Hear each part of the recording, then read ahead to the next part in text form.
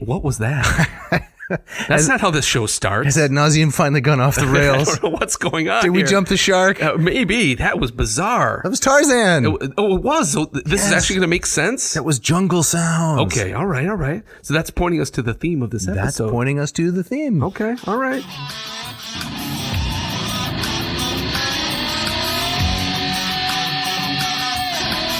Welcome to the Ad Nauseam podcast, where classical gourmands everywhere can finally get their fill. Join us for a delectable discussion of Greco-Roman civilization stretching from the Minoans and Mycenaeans through the Renaissance and right down to the present.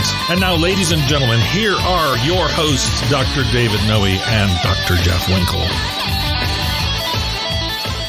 Welcome, listeners, to episode 117 of the Ad Nauseam podcast. My name is Dr. Jeff Winkle. I'm down here in the bunker after a lengthy absence. I'm down here with my good friend, Dr. David Noe. The fans were getting restless, yeah. I'm pretty sure. Yeah, exactly. I'm feeling some anger out there. Right. Some frustration. Yes. But we're back. We're back. Yes. And we're going to take a swing to the deep, dark jungles of early 20th century pulp fiction. Why on earth would we do this? Because, Jeff, okay, everything in literature and culture in the West can be related to the classics. That's right. I knew that. It's like that guy in My Big Fat Greek Wedding, right? Which one? The dad. Oh, that's right. Everything can be... Everything is connected to Greece somehow. That's right.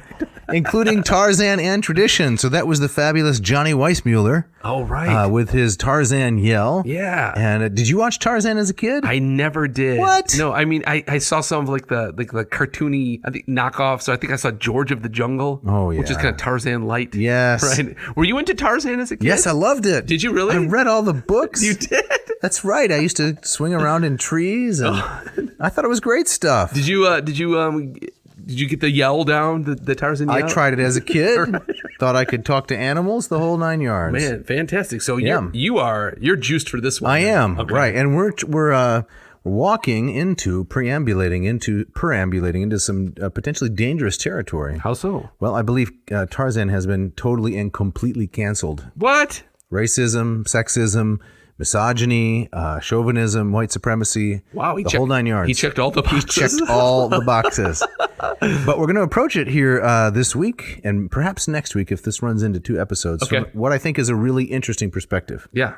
And the jumping off point is going to be one of my former professors, Dr. Jack Holtsmark, Erling B. Holtsmark. He went by Jack, who was, until his death last summer, the world's leading authority on Tarzan. Is that right? As well as being a classics professor. So not just Tarzan in the classical tradition, he was an expert on Tarzan. Yes, you've heard of the History Channel? Yes, I've heard of it. Yes. Okay. You're not going to say History Channel? History Channel, Thank you. Right. When the History Channel did a story on Edgar Rice Burroughs and the production of Tarzan, Jack Holtsmark is the one whom they interviewed. Is that right? Yes, that's correct. Wow, I have to get a hold of this episode. That's right. Okay. And we're going to get into that and more. Yes. But first, I have to ask, how was Greece? You were the cause for our lengthy absence. I was, yes. Greece was great. Greece was wonderful. It was great to take my family there. The stuff that I was most nervous about, the transport and the connections and all that stuff and kids, for the most part went very well. I had 2 of my boys get a flu bug the first 2 days we were there. No. Yes, and so they were Pericles' revenge, they call that, I think. Yes, exactly. So it took us a while to kind of get going. Right. But once everybody was up and about, it was really quite wonderful. It was sunny. Right. It was beautiful. We had a place that looked out on the Parthenon. Oh, incredible. And so we had kind of a roof terrace that kind of looked all around this beautiful, quaint little neighborhood. Some spinacopita. Oh, of course. Eat lots of olives. Lots of olives, lots of euros. Feta. I got 4 euros from our favorite window in Monastiriki. Yeah, you know what I'm talking about, I do. right? That's a great place. When they load the fries on the bottom. Oh, yes. It is so good. You right. eat to the bottom of this delicious sandwich with the tzatziki and the shaved pork, and right at the bottom is fries. Fries, exactly right. Just That's when the you way think to it live. couldn't get better. Exactly. No, I ate some great food. And so I don't know if I've mentioned it on the show, but I was there to, in part, to do a photography project at Eleusis.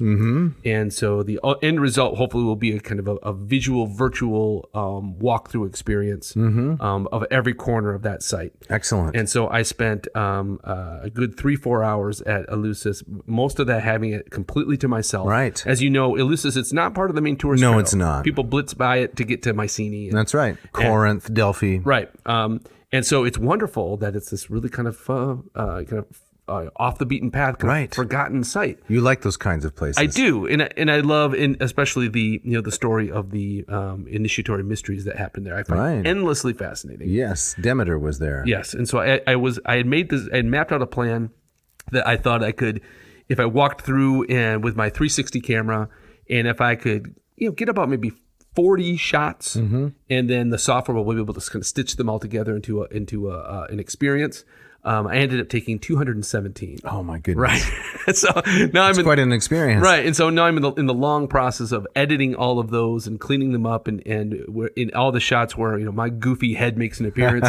I can edit that out. Yeah. And then we're going to stitch that all together, and hopefully by sometime this summer have it kind of up and running in some form project on the web. Yeah. Right. So do you want a corny title suggestion? Please do. This is something that would be on the BBC maybe or NPR. Elusive Eleusis. Oh, I like that. That's corny, isn't it? That is very corny. With some kind of atmospheric music playing in the background, some dry ice kind of blown across the screen. Exactly right. I'll let you take care of it. I'm sure it'll be much better. One thing the last time I was in Eleusis was with you. Yes, many years 2011. Right, a long time ago. And if you remember, they have that museum at the top of the hill. Yes, I do remember. And it's kind of rinky-dink. Yep. It's kind of a few rooms and stuff just kind of nailed to the wall. Right. They've redone the whole thing. Oh, great! And what's really nice is snack bar? No snack bar. Oh, They're not there yet. I'm out. Right. But what they have is now they have the artifacts arranged as they relate to the different days of the mysteries. Oh. So as you walk through the museum, the lights actually dim. Nice. And it gets darker until you get to the last room where it's in complete darkness. And you get kind of this almost candlelight effect. Clever. It's really, really well done. Yes, thematic. That's nice. And so they've kind of redone that whole museum into an actual kind of walkthrough experience. Wow. And so I was very pleased and surprised to find that. That's excellent to hear. Speaking of walkthrough experience, yes, we have a shout out this week. That's right. And this individual, we might have to dedicate an entire episode just to this gentleman's shout out because we're going to give the folks a highly edited version. I'm not sure you've still read the entire email. No. Don't say it. Okay. Right. You want to start us out here? Sure. So Mr. Gabriel Cool writes, my name is Gabriel Cool. I am a fairly new listener to the podcast, but in the course of a single week, he discovered us just very recently. He's gobbled up so many of our episodes. He says he first stumbled across you, Dr. Noe, through your Latin per diem channel on YouTube, which he's been using for sight reading, grammar practice, and as a way to discover new authors and texts. So that's got to make you feel good. Yeah, I'm happy about that. That's fantastic. For sure. Right. Yeah. Says what initially struck me when I watched my first episode of Ad Nauseam, Mortal Republic, that was Mr. Ed Watts' his book. Yep. Was the stark contrast between Dr. Noe's all business vibe and Latin per diem versus the much more avuncular aw shucks dad persona for the podcast. Now hold on here. First of all, I don't have any vibes. I don't even know what a vibe is. Right. I mean, I'm reading this. Okay. I don't this know. resonates with you, doesn't it? No, well, I definitely wouldn't say that you have an aw shucks personality on the podcast, but I like that people are getting that vibe. Okay. Right? He continues, of course, what also struck me and what keeps me coming back is the wonderfully engaging material in the dialogue of the podcast. His personal favorites include the episodes on Latin's children literature, which was entitled "Licensed to Ille." Nice by you. That's remember? Right. Oh, yeah, exactly. Yeah. The stocking stuffer episode. Rock these socks. That's right. Yeah. The textbook episodes with our friend Patrick Owen. Right. And he also Patrick Owens. Sorry, yes, in the episode on Erasmus. Dr. Amphibolus, I presume. Yes, that's correct. Yes. That was one of my favorites, too, because it's such interesting material. Yeah. I'll pick this up here so you can take a breather. Okay.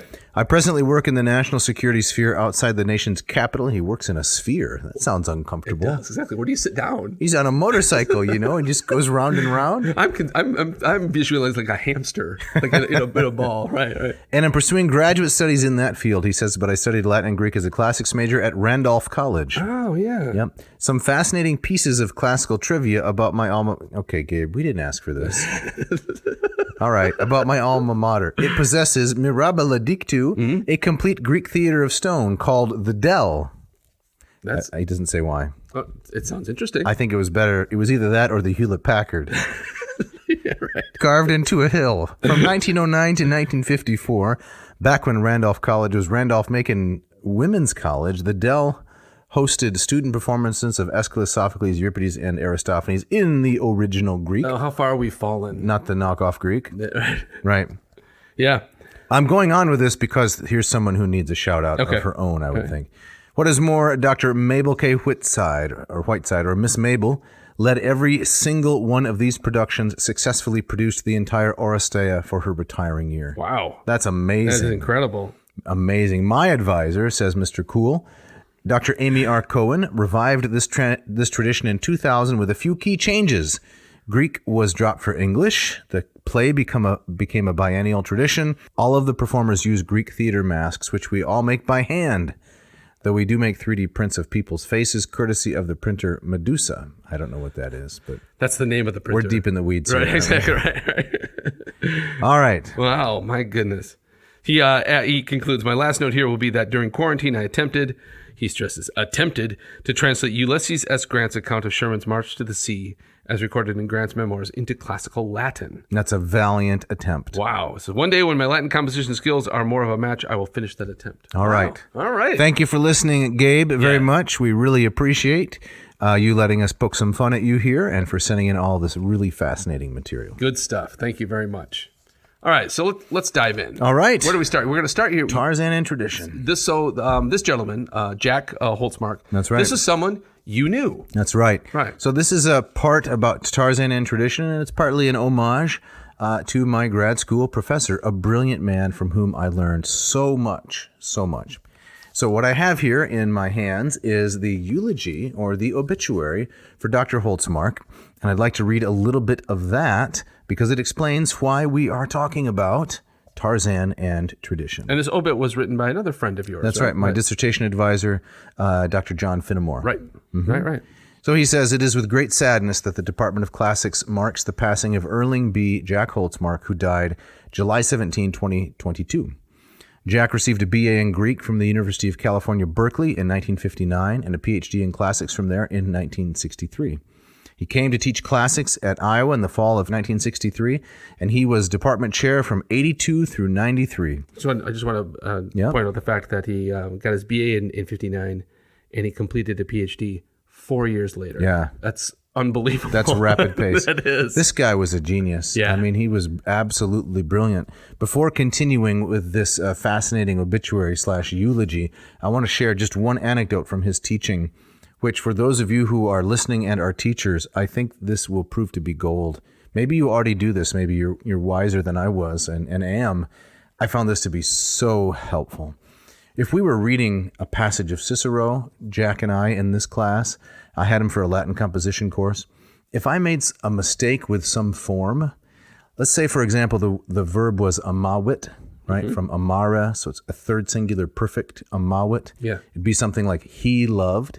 If I translated amawit as he will love, most teachers, in my experience, would stop, would tell the student, you did that wrong, and would say, it's a perfect tense. You translated it as a future, and that's incorrect. Mm-hmm.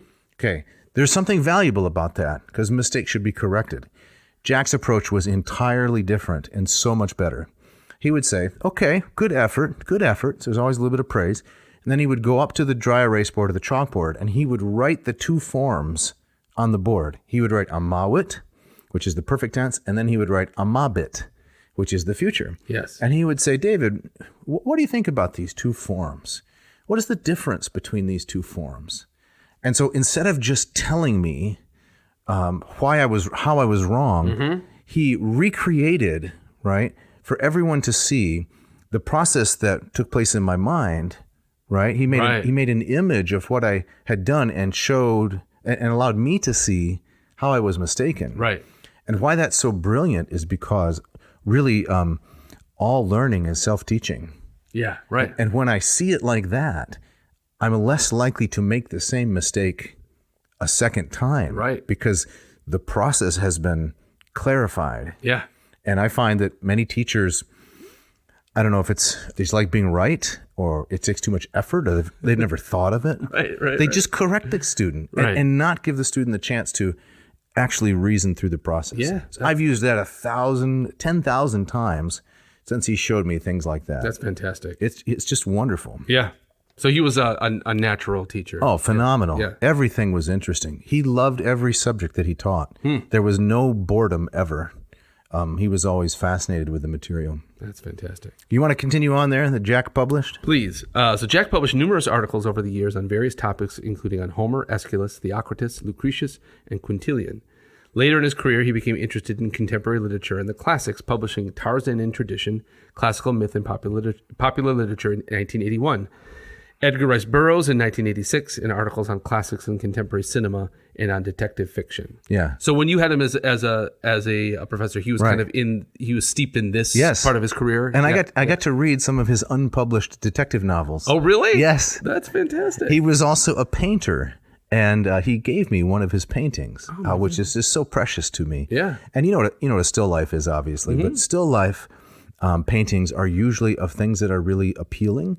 And not always. I mean, there's a tradition of painting the macabre in still life, but it's usually like a Cezanne painting, which is a bowl of fruit, with peaches, and the colors are all light and airy and lovely and so forth. Yeah. So his still life is 2 onions, 2 robust purple onions. Wow. And it's just quintessential Jack. Hope right? you still have it. I do, of course. Okay. Yes. All It's right. because he takes something that's a traditional form, right? The still life. Yes. And then gives it a clever and unexpected twist. Right. That's genius. That's great. So it goes on. As chair in classics, Jack worked diligently to increase the number of English language courses at the University of Iowa. Began, publishing the journal Selecta Classica under his leadership, so on and so forth. Jack always lived life to the full. As a teenager in La Jolla, California, he was an avid surfer. When he was teaching at the University of Iowa, he took flying lessons and wrote about his experiences piloting in the book Private License, Private Thing in 1974. Wow. He took me golfing once. Really? Yes, it didn't turn out well. Just you two? Yes, he's a much better golfer than I am. And he had me over to his house one summer to read Euripides' Hecuba together. My goodness. And he's just very generous as a teacher and brilliant. Yeah. Just so sharp.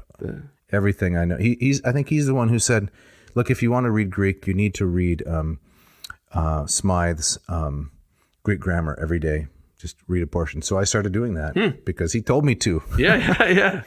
And he had a brilliant way about him. That's fantastic. Man, what a life. Yes. Fantastic. Yeah. All right, so let's are we going to dive into Tarzan now? Yes, Tarzan and tradition. We're going to swing through. Okay. And Jeff, we're going to start with a quotation from Rudyard Kipling. Okay. Have you read any Kipling? The Jungle Book, right? Jungle Book. Yep. That's right. Yep. So this is from the Wikipedia page. While Tarzan of the Apes met with some critical success, subsequent books in the series received a cooler reception and have been criticized for being derivative and formulaic. Now, I want the listener to focus on that word formulaic for just a moment, because this is going to become a big part of the theme of Tarzan and of our discussion. Okay. The characters are often said to be two-dimensional, the dialogue wooden, and the storytelling devices, such as excessive reliance on coincidence, strain credulity. We need to focus on that too, because this should start to sound familiar in a minute. According to Rudyard Kipling, who himself wrote stories of a feral child, the Jungle Book's Mowgli, Burroughs wrote Tarzan of the Apes just so he could, quote, find out how bad a book he could write and get away with it. So that's funny. It is. It's right. funny, but is it fair? Right. That's the question. Right. I was going to say, I mean, if all this is true, what are we even doing here? That's a great question. Okay. Well, I think that the brief of this book that Holtsmark wrote is that it is not true, and that Burroughs is actually a brilliant writer, and that Tarzan is a brilliant, thoroughly Homeric character. Okay. Surprised? Now, do you happen to know from knowing Jack and Right. talking with him, how did he get interested in Tarzan? Like, where did this come from? I think it was a childhood interest. Okay. He grew up in California surfing and watching the movies and so forth. Yeah. But he also had a wonderfully contrarian streak. And, as I read the book, I realized as I read the book, my contrarianism is not as fully developed as it ought to be. There are areas where I'm so contrarian, as you know, but other areas where I have just accepted conventional wisdom pretty much unthinkingly. Right. Jack's not that kind of guy, right? So I think contrarian in the fact that his take is completely different than Mr. Wikipedia's take. That's right. And Rudyard Kipling. But also contrarian in that this is something you would not expect a classicist to do. Exactly. Right. And it's not highbrow. It's not highbrow. Right. And so these are some of the questions I want to get into at the beginning. And I want to pose a couple of them to you before we look at the book is, what kinds of expectations should an individual have for pulp fiction like this?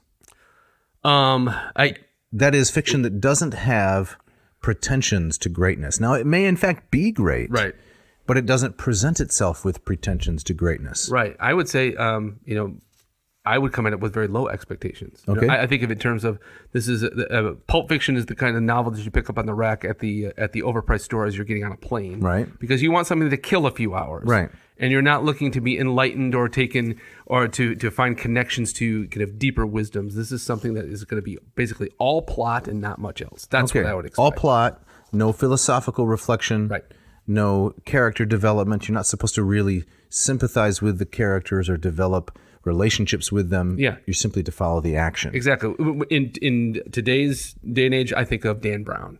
Okay. It's kind of his quintessential kind of all hat, no cattle. Okay. Yeah. Okay. All right. Well, Jack wasn't like that. No. Right? So when he comes to Tarzan, he's looking for the things that make this literature so appealing.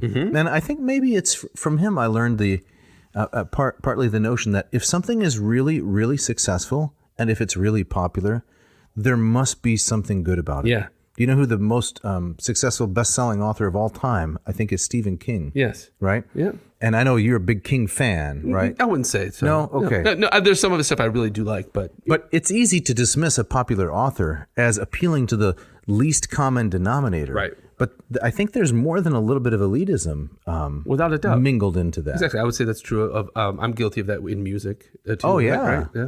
The more people like something, You're sure guilty the more, of that. The more I'm inclined to hate it. You don't even like Starship. No, I'm like, no, please, let's not talk about Starship. Okay, all right. Well, Jack took a completely different approach. Okay. So here's the dedication right. of the book. The book was published in 1981.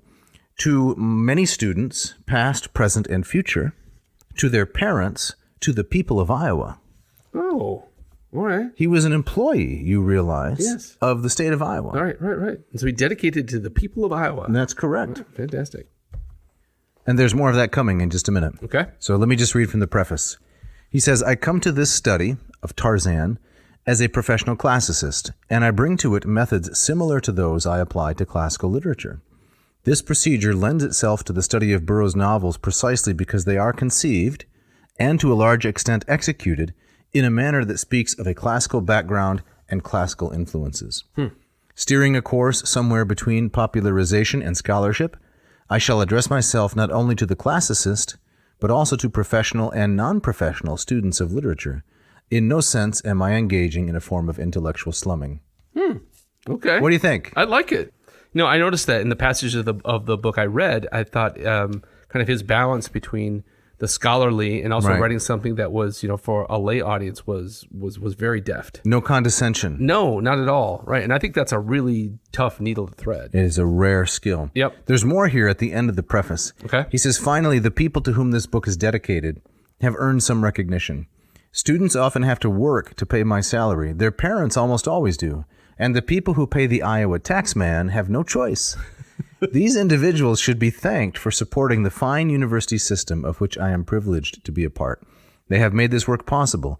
I salute the dedicans, nice Latin word there, right, of this book. They put my family's bread on the table and they butter it. I am thankful for this. That's great. That's got to be a wholly unique dedication. I don't think I've ever read anything like that. No, have you ever come across a dedication to the taxpayers? No, the state who support the university system? Right. That was quintessential Jack. So unusual, so genuine and sincere in what he did. So you read that, and that's the guy I knew. The image of the guy appears right before me. That's fantastic. Just like that. Wow. So we're getting into Tarzan now. All right. And now we see that, a classicist is going to look at this pulp fiction-y question, this pulp fiction-y story. Mm-hmm. And we're going to set it up with a little more criticism in the Rudyard Kipling vein. Okay. And I'd like to get your response to this. Please. So this is from the introduction to the book. This is page 4.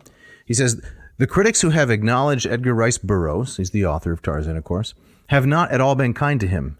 In a review of one Tarzan movie, a writer makes the following typical comment about the novel, quote, I have never, I say it without pride, read Tarzan of the Apes, but I can well believe that it is a nauseating work. Another critic gives this thumbnail analysis, quote, the appeal of the Tarzan stories was and is certainly not a literary one. For Burroughs just about totally ignored all the basic rules of style, grammar, and syntax. To say that his writing was technically inept would be an understatement. Wow. The reasons for the hostility to Burroughs' works are many and seem to display recognizable patterns. One of these patterns falls into the category of language and style. Most critical opinion is negative about his English, although some have compared it to that of Henry James and Joseph Conrad.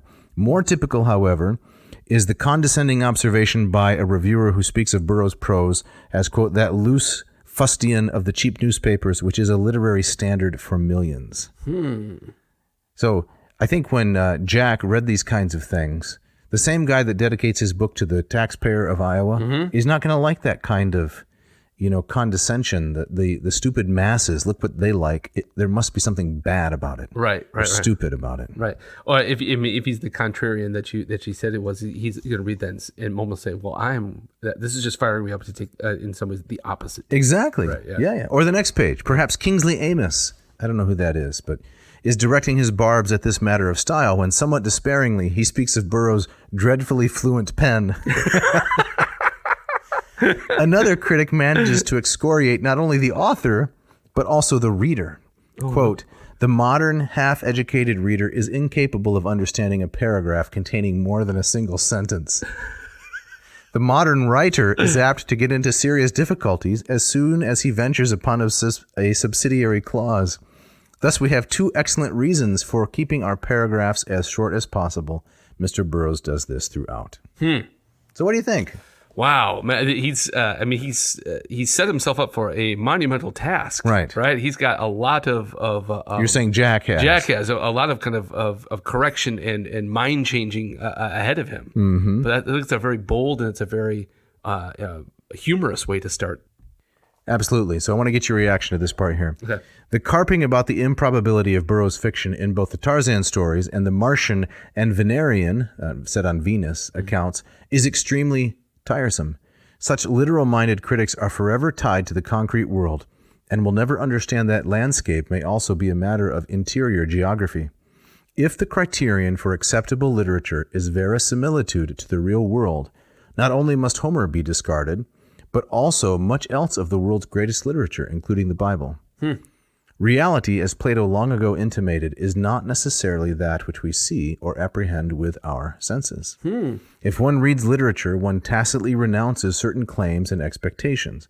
There are times when the suspension of disbelief must be willingly and ungrudgingly granted, for otherwise the fiction simply will not work. Homer's Odyssey, for example, regales us with an incredible and fantastic series of events that could never be construed as real. Yet the poem deals rigorously with reality. It comes down finally to a question of what one will accept in a literary creation. Okay. All right. Yeah. I mean, I'm totally on board with him there. Right. I find that very persuasive. That's astute, isn't it? It's astute. I mean, it doesn't address, some of the criticisms were kind of, clunky grammar. You're right. But in terms of, if we're gonna rest our criticism on the believability of the story, well, he's saying that's a red herring. Absolutely. Yeah. And that goes a little bit to, I think, what we read from the criticism on the Wikipedia page, right? Yeah. How the critics find it formulaic. Yes. And how the critics find the coincidences so impossible to believe. They strain credulity. Exactly. Yes. I've strained some noodles, but credulity is something I've never strained. I think Kipling was just upset that people like Tarzan better than his Mowgli. I think that's right. Right. That's a good story too. It is. But Tarzan is it's much more approachable. Yeah. So the book is divided up into, if I'm not mistaken, 5 chapters. Okay. And it doesn't look like we're going to be able to get to all of them tonight because we've been spending some time setting it up. The first chapter, though, is filled with fine material for students of Greek and Latin literature in particular. Okay. And the first chapter is on the subject of language. Now, the second chapter is technique. So that makes good sense, right? After you take The language, how are you going to combine different elements of the language in order to form a plausible technique? And this is what Burroughs does. The third chapter is in some ways the most interesting, and that is entitled Animals. So these are the main, other than Tarzan, all of the apes and all the other elephants and lions and leopards and jaguars and things, they are the main characters in the story. Okay. Maybe that's why it's so appealing to kids. I think so. Definitely. That's why I liked it. You didn't seem to like it. It was just, it never, like, I was relying on what my parents would bring home from me, right? And so Tarzan never kind of made it into the house. It was one of those stories that I always knew about. You know the yell, right? But I was reading in the part of the book that I was that I read earlier this week. Burroughs himself was complaining about some of the movie productions. Oh yes. Right? And says, no, that's not how I picture the character at all. That's not how and didn't like what Hollywood did with with Tarzan. And I think probably the few things that were encountered Tarzan were probably some of these shows and movies where I thought, oh, that's kind of silly. Not interested. Yeah. Right. Chapter 4, the hero, right? And that's going to be your time to shine. You think so? Oh, yeah. Okay. Yeah. I'm ready. Okay. And then chapter 5, of course, themes. And I have to say the content of the chapter is far more interesting than the titles. Okay. Yeah. And speaking of interesting titles, is it time? It's time for the ads.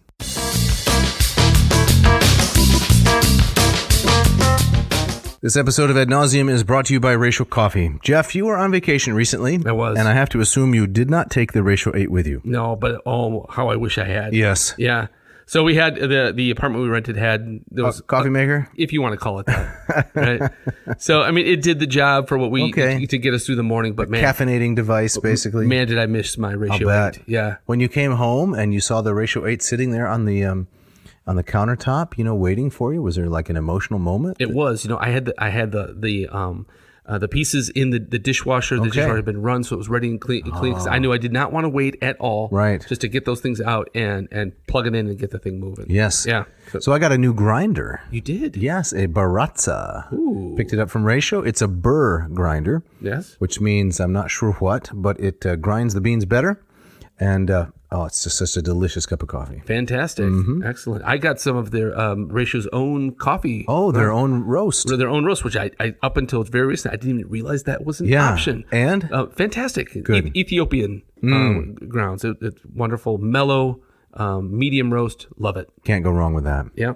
Okay. So if one of the listeners would like to pick up their own coffee machine from Ratio, the 8 or the 6, what should they do? They should go to ratiocoffee.com, RATIO coffee.com, and put in the coupon code ANCOB8, and that will get them 15% off your entire order. Yeah, B as in best, right? Best, that's what it is. The best coffee that you could have? Yes, I think that's right. Check it out. So we're not going to have any silly machine-generated limericks or anything? Not this time around. Right? Maybe the people who are listening at home should just write their own limericks? They can go on ChatGPT. Okay, right? maybe they could write some and send them to us. That would be great, right? It's just a matter of time before AI takes over hosting this podcast. Are you sure I'm not a robot right now? Nobody really knows, do they? Check it out. This episode of Ad Nauseam is also brought to you by the good people at Hackett Publishing. These guys have been with us since almost the very beginning of this podcast. Why are you saying it with so much intensity? No, it's emotion. Okay, it's emotion. I'm so thankful. Right? They took a chance on a couple of yokels, a couple of chumps. Some we couldn't even pronounce podcast back then. We couldn't. It was podcast. It was ridiculous, right? But they took a chance on us. They've been with us this whole time, so we're so grateful to them. But it's not just that. No, it's a great publishing house. But getting back to us, remember we were trying to do the theme music with a kazoo? Oh, it's terrible. Exactly right. And then making sounds with our armpits. And, it's just embarrassing. Maybe you. And then Hackett came along and said, we want to sponsor you guys. And why did they do that? Well, because they believed in us. No. No, that's not why they believed in the classics. That's what it was. Right. They said, we want the classics to get to the masses. That's what they do. Because that's what they do every day. Exactly. For the last 50 some years. 52 years. Okay. They're as old as I am. Right. Wow. Exactly. But with their offices in Cambridge, Massachusetts, and Indianapolis, Indiana, right? They've been bringing great publications at great prices with great artwork. That's right. For all of these years, can't recommend them highly enough. Why would you want to buy your classically themed books from any other book purveyor. You would not. You wouldn't. No. So what do our listeners need to do, Dr. Winkle? They need to go to hackettpublishing.com. That's HACKETT publishing.com.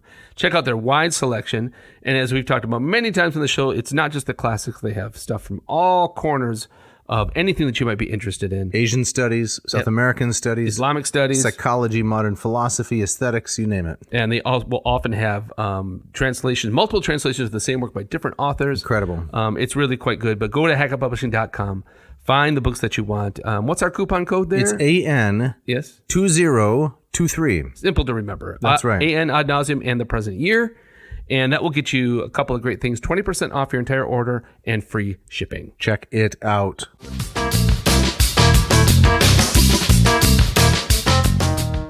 All right, Dave, I think the best place to start here would maybe be at the beginning. Yes. All right. And the first chapter is on language. That's correct. I wonder, could you give us kind of a basic overview of what's his main thesis here? Right.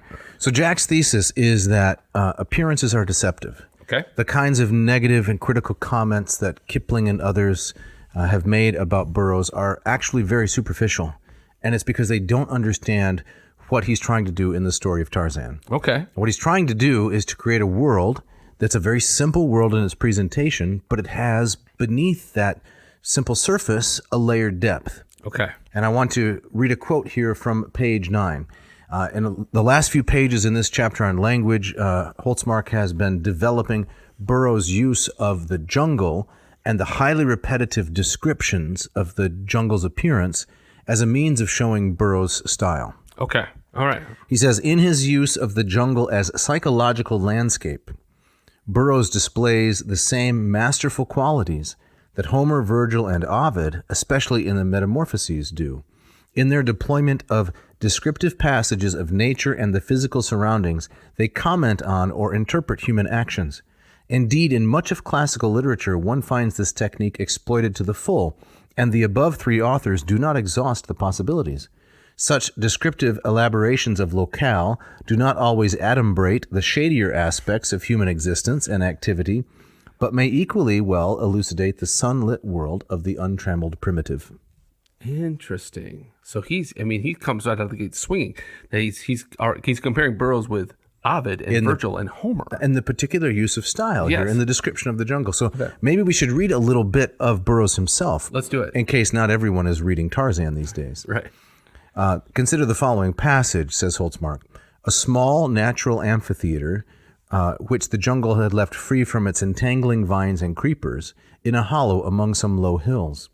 The open space was almost circular in shape. Upon every hand rose the mighty giants of the untouched forest, with the matted undergrowth banked so closely between the huge trunks that the only opening into the little level arena was through the upper branches of the trees.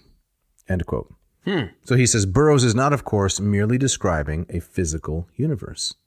He is also arranging the appropriate backdrop against which human action and motive may be measured, hence the psychological ambiance of the landscape. Okay. All right. So, right there from that passage, I'm thinking about some of those criticisms about grammar and style. Mm-hmm. I wouldn't. It's not Shakespeare, but that's a wonderful description of it's workable. of a kind of a very specific, unique Right. locale. Yeah. Mm-hmm. Yeah, the language doesn't sparkle, I would say. Right. But those critics are missing the point of what he's trying to do. Right. That's what Burroughs. That's what Jack is exactly is getting at. Okay. That's right. All right. All right. So, Dave, how are some of the particulars of this developed throughout this chapter here? Right. So he talks about a little bit later on, page 12, 3 characteristic features of ancient Greek and Latin style. He says they are polarity, chiasmus, and parallelism. And these are all prominent in Burroughs' prose. So let's deal with these one at a time. Okay. Polarity, right? Polarity means recognizing opposites. It's very simple, right? Like tall, short, large, small, hot, cold, so on and so forth. And Holtsmark says the term polarity has begun to take on pejorative connotations as a result of overuse in political contexts. But as a literary term, it refers primarily to the habit of organizing a view of reality into sets of opposites. Mm-hmm. The perception of reality in the necessarily more comprehensive manner of a double point of view is a hallmark of Greek style. In the world of theory, this would be called structuralism. Okay. Right. So yes, you kind of identify and you interpret a work of literature along the lines of the opposites that it Yes. that it sets up. Okay. Yes. Yeah. And this was a point that Holtsmark made repeatedly in the classroom. Students of Greek know that there are these two Greek particles, right? These particles that are monosyllabic. One is men, the mu epsilon nu, and the other is de. And the Greeks of the classical period, they love to sprinkle men and de all over the landscape. True. To create these interesting polarities. Yes. He says the matter under consideration may be trivial. That's an important point. And the polar statement of it may, as a consequence, be little more than the reflex operation of a linguistic pattern. At the same time, 2 points of view are more elucidating, if not always closer to the truth, than one. Polar expressions in a style afford a broader survey and a fuller understanding of the person or event described. And then he gives some examples. To call the human race men and women particularizes the concept and therefore views it with greater immediacy. Right? Okay. To call the human race all the Greeks and barbarians also particularizes the concept, but in a different way. These two examples, both of which are very common in Greek literature, show that polar expressions can strongly influence the way an audience views a given phenomenon. The phrase daily life, for instance, is not very illuminating. But if we use a polar phrase to describe the same thing, we can greatly affect perceptions of the item described. Such terms as the daily agony and ecstasy, daily work and relaxation, daily bread and drink, daily thought and action, and any number of others all describe the basic idea of daily life, but each attaches quite distinct and different meanings to the general term. Okay. Do you see that? I do. Yeah. What do you think of it? I think that's really interesting. It makes me wonder. This is where he's jumping into his whole argument. This is where the book begins, right? Yes, and he's saying this is how Burroughs succeeds because of his polarities. Okay. Yes, and I agree with that. Does Jack get into at all of is he making the argument that Burroughs deliberately did this? That's really interesting. That he had a classical education, that when he was writing Tarzan, he had Homer, he had Virgil, he had Ovid in his mind, or is he saying that it was so kind of soaked into his persona and upbringing that it spills out anyway? It's more the latter. Okay. So we'll get into a little bit later the fact that Burroughs did read the classics and spent quite a bit of time reading Caesar in particular. But Jack never makes the claim that it is conscious, deliberate imitation. It's more along the lines that he soaked it up, and he's a gifted writer who naturally went in that direction. Okay, all right. So if we talk about the podcast, for example, and our work here, and we use it, we use the concept of polarity, right? When you left this evening, left your family to come here and do this, did you say, I'm going podcasting? Or did you say, I'm going to go engage in the recording and the erasing, right? Or the nitty and the gritty, right? The laughter and the boredom. Yes. Those polarities, whatever it is, illuminate. Yes. I'm sad to say that I think I said, I'm off to pod. Is that what you said? Exactly. There was nothing polarized. There was nothing literary. Right. Right. Well, that's too bad. That's too bad. Well, let's have a Tarzan example, right? Yeah, please. Of this notion of polarity. Yeah. Burroughs delights in the polar view of the world that he creates, and this polar outlook permeates the handling of themes. Tarzan's father, I'm reading here from page 13, John Clayton, receives his commission to go to Africa to untangle a diplomatic difficulty. So this is before Tarzan was left, because his parents died in the jungle and he was found by apes. And it says he was, quote, both elated and appalled. The polar expression, which particularizes the mixed emotions of the man, helps to characterize Clayton, for it serves as the basis of the immediately following elaboration of the commission as a promotion for his career and a setback for his wife's well-being.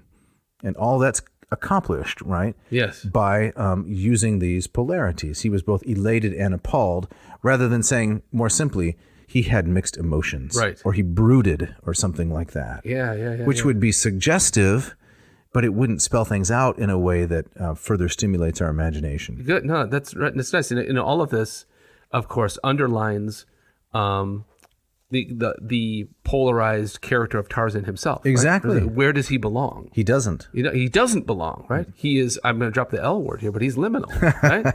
Yeah. He is. Is that where does he? I mean, from what I know of the Tarzan stories, is that he has his most famous adventures in the jungles, right? But we see him in America. He's in Wisconsin. We see him in Wisconsin. We see him in London. That's right. And so he has these places where he's kind of brought back to civilization, and that question of where does the hero belong? Yep. And one of the things that makes, I think, Tarzan interesting is that like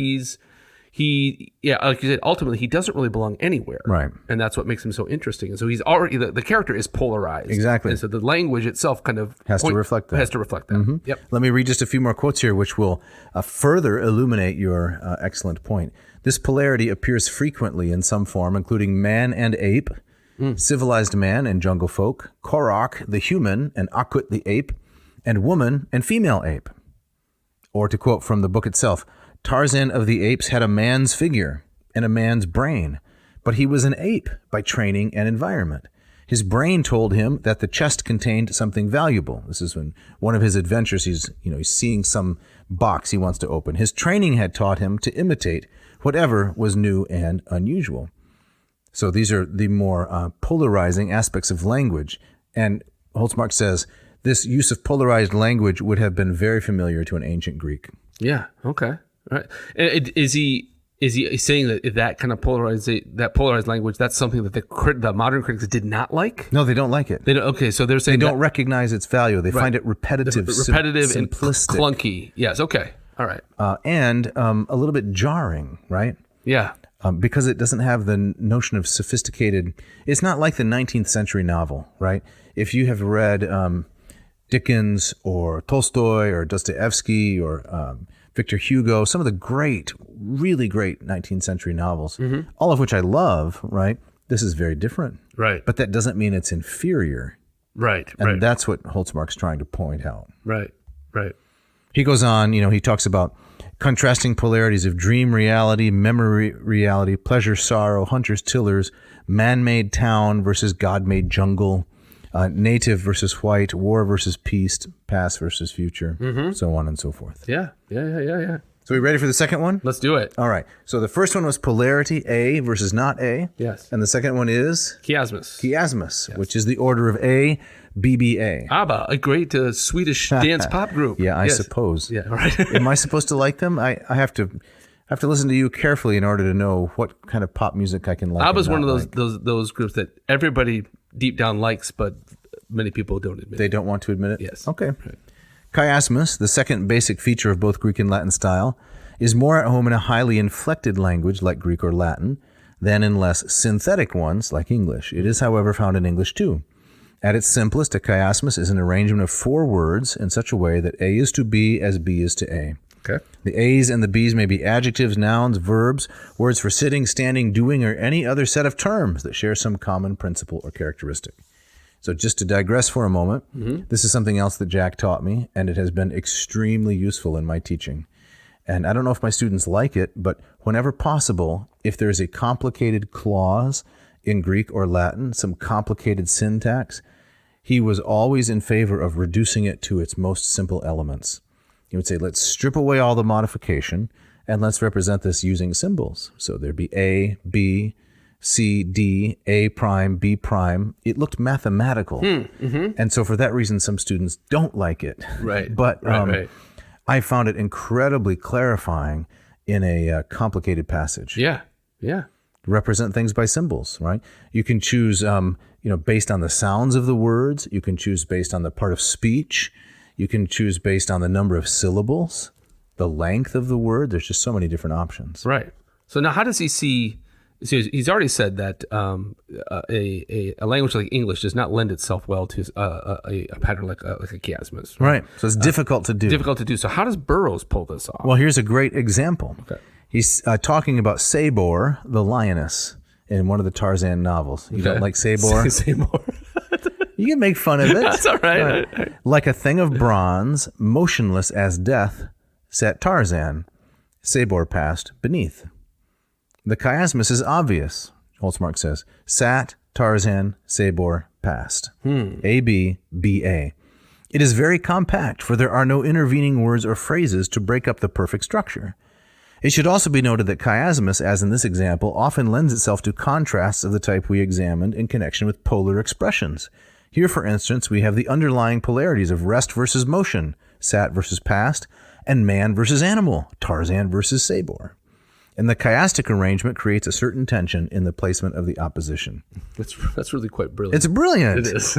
I mean, not only is it brilliant for Burroughs to write it, Yeah. it's brilliant for Holtsmark to recognize That's what I was thinking. That's even more ingenious. And so as I made my way through this book, now, of course, obviously I'm a little biased because I love the man, right? I learned so much from him. He was wonderful.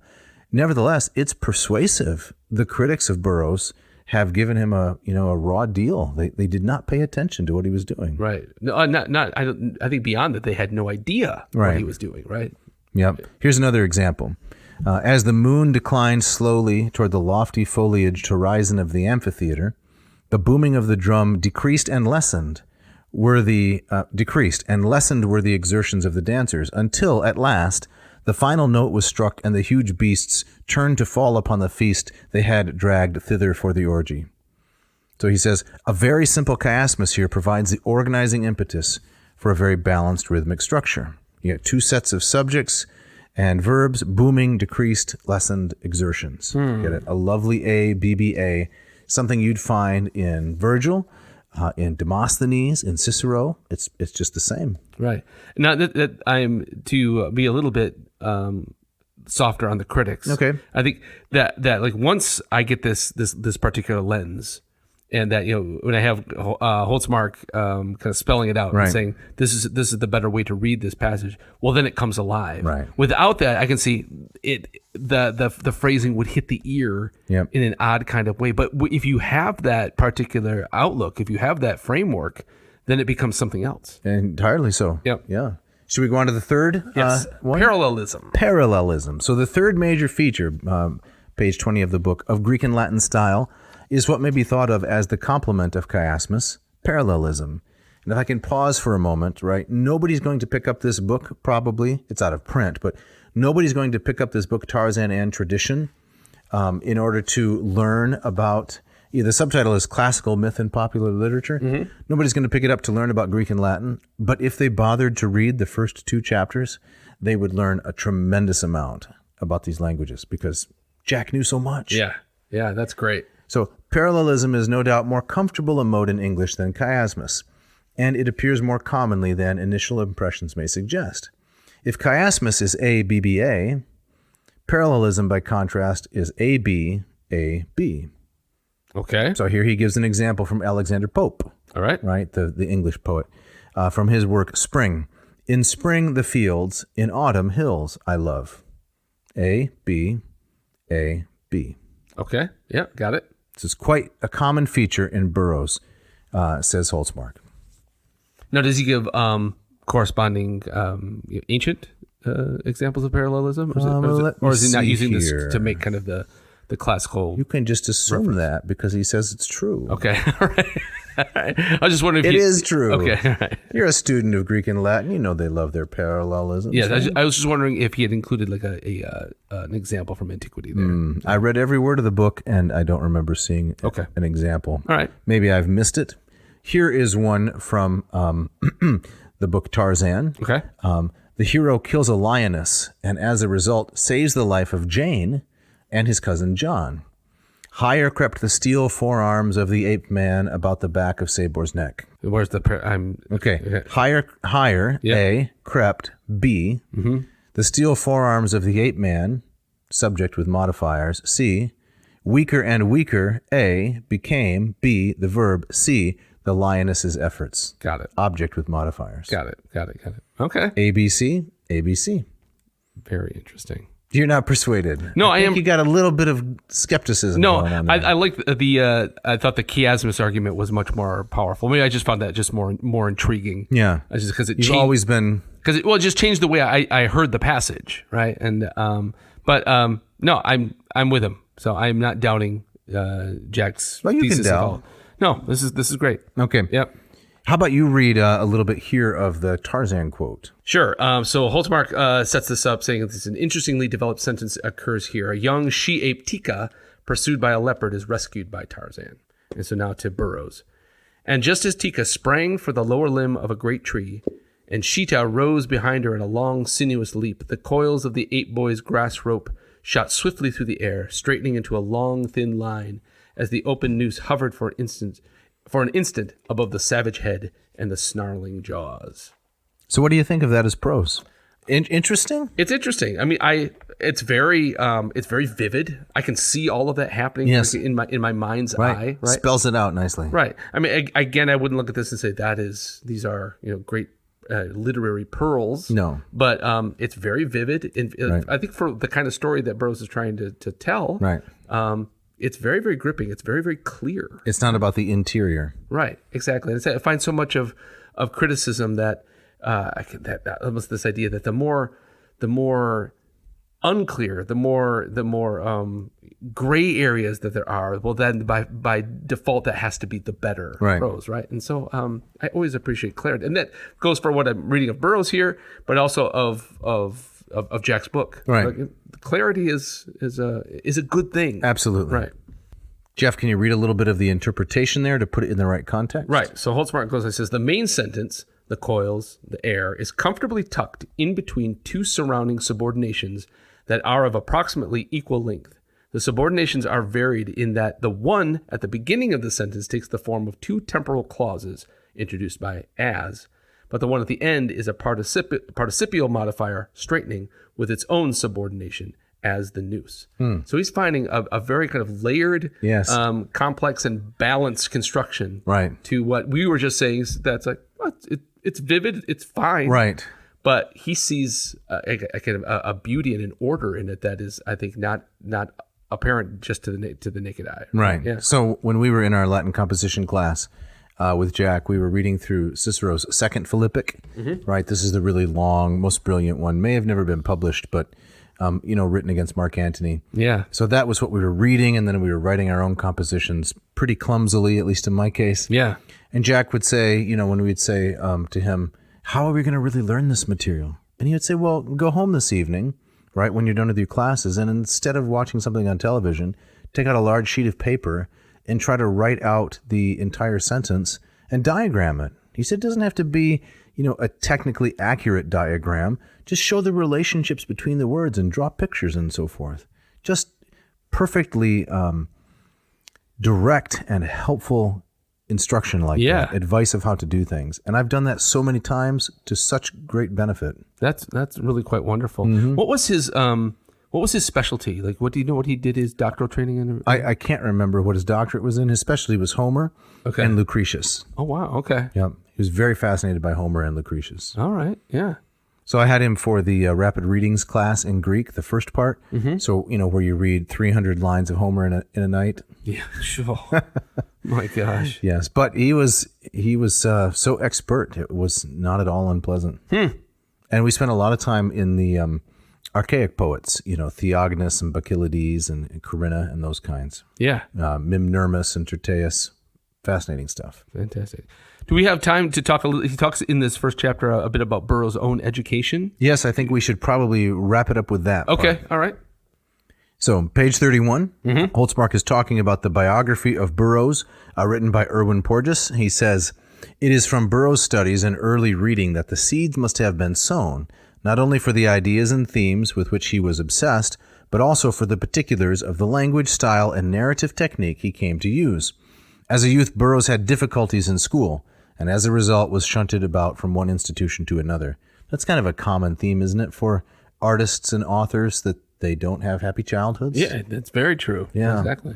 He does not appear to have been particularly fond of school or the subjects he had to study, but like most students in the high schools of the day, he did study Latin. We also know that during the apparently unhappy period, once again, at Phillips Academy, 1891 to 1892, he studied Greek. It is not clear if Burroughs studied more than first-year Greek at Phillips, but since he had already studied Greek at the Harvard School in Chicago before being sent to Phillips, it is not unlikely that he in fact did some Homer in Greek. It is clear, however, that Burroughs was quite a Latin student, for by his own admission he devoted some 8 years to the language. He read, among other authors, parts of Ovid and Virgil's Aeneid, but above all, from the commentaries of Julius Caesar. Okay. So I just want to read this one quote then about his reliance upon Caesar, and then we'll start to wind down here. All right. He says, Burroughs, having studied Latin for 8 years, was no novice in the language, and simply by having read Caesar, must have absorbed these features of the style, repetition. If he did in fact also read Homer and other Greek authors in Greek, he could not have failed to take cognizance of the repetitions, for Homer is much more repetitive, in the sense shown in Appendix 1, than any other ancient author. What I am suggesting then is that Burroughs relies greatly on clusters of similar vocabulary and the stylistic patterns we have examined because, consciously or not, he is following the model of these classical authors whom he read in Latin, and to a lesser and more uncertain extent, Greek. Okay. All right. So there's the foundation. Yeah. So that answers your earlier question. It does, really. yep. You know, was it deliberate or did he just soak it in? Right. Exactly. And I think in the grand scheme of things, of course, for the point that Holtsmark is trying to make, it doesn't really matter. No. And so the tradition is so embedded in the culture. Right. But I mean, I like these details that of his Latin study. Yeah. 8 years of reading Caesar. Right. And so we have it on record that he was at least for some time soaked in the stuff. Right. And so it's not surprising then that in his own literary ambitions, this stuff would spill out. Yep. One really interesting point that I didn't read, which Holtsmark makes in that section, I'll just summarize it, is that some of the translations of Caesar are flat because English style and convention is so different. Right. I often like to tell students, I learned this from Homer, the Greeks and the Romans, they liked repetition in word choice. They were more interested in the syntax and arrangement of the words than variety. Where if you are an English author and you use the same word repeatedly in the same section, it's a mark of bad style. Yes. Opposite is true for the Greeks and Romans. Very to true. reuse the same word is, striving for clarity, and it's more along the lines of what can you do with that particular word, Yes. rather than what replacement can you find. Exactly. Right. So that's an excellent point. Right. But Dave, we're up against it. We got to get out of here. Yeah, we didn't even get out of chapter 1. Well, okay. So definitely at least another episode. One more episode. All right. Yep. Chapter 2, technique, then animals, heroes, and themes. And we're going to get back to the Aeneid, right? We're going to finish two more. We got book 12 to go. Book right? 12, hopefully 2 more, maybe 3, probably just 2 episodes. Yes. All right. We have some people to thank also, don't we, Jeff? Who's that? Who do we got to thank? I know we got to thank. I don't know. We got to thank Mishka. Who's that? That's our engineer. Oh, right. She does all the hard work behind the scenes. She works for us? She does. Okay. Yeah. And then what about those music guys? Yes, we got Scott Van Zen with the screaming guitar at the beginning and the end, and Ken Tamplin with the bumper music for the ads, as well as composing most of the things that you're hearing. And if a listener wants to write to us, they should write to you at dave@adnauseam.com. Don't forget the V. Or to you, Yes. Jeff, at adnauseam.com. Don't forget the V, not in Jeff, but in ad nauseum with Yes. the V right there. So if you got ideas for episodes, if you want to shout out especially, tell us what you're thinking, what you like, what you don't like. Don't hesitate to contact us. Pick up a t-shirt, pick up a hat. You can go to adnauseam.com and check out our Lurch with Merch section. You can get a Erasmus-themed t-shirt of Hercules holding up the world or wrestling with a Nemean lion, much as Tarzan did. Yes, very fashionable. I wouldn't be seen in the street without right. it on my person. So next week we're gonna continue our look at this fascinating book. Yep. This really kind of it's almost kind of oddball, out of left field. Came out of nowhere. Came right? out of nowhere. Sui generis. Who knew that Tarzan was closely linked to the classical tradition? That's what makes it wonderful. Yeah, Jack knew, but now everybody can. Yes. And do you want me to talk about some of my course offerings? Oh, of course. Yes. Tell us about your Greek and Latin courses. Yes. So we are going to offer a sale on the Moss Method for Greek, May 1, 2, and 3. We're going to offer 20% off. We've never done that. Fantastic. 20% off mossmethod.com if you want to learn to read Greek with me. And also if you want to learn Latin, we're offering 20% off the Lingua Latina Per Se Illustrata course that's based on Hans Orberg's famous text, Familia Romana. All right. You want to say a little bit what's contained in those courses? Well, there's just so much. Yep. For the Moss, it takes you right into reading actual Greek, very lightly doctored from the very beginning. And the first module has 40 lessons with explanatory videos, as well as extensive interaction with me as your teacher. Expert, self-paced, accessible. The Latin course is also a video-based course that features interaction with me as the instructor, and it will take you from the ground up so that you can start speaking Latin, reading Latin, and writing Latin from the very first lesson. And where can they find these on the internet? They can Right. They go to mossmethod.com or latinperdiem.com/LLPSI. Fantastic. So I think we're ready for it now, Jeff. Yes. And you have the gustatory parting shot, do you not? I do, and this comes from one of my all-time favorites, I Mr. Jim know. Gaffigan. I heard this quote live in one of his sets, right? It's now also in his book called Food, A Love Story. And here's the quote. I love the phrase, I have a sweet tooth. I always want to say, you're ordering it for your tooth? That's interesting, because it's going straight to your butt. I think your butt owes your tooth an explanation. Thanks for listening. Thanks.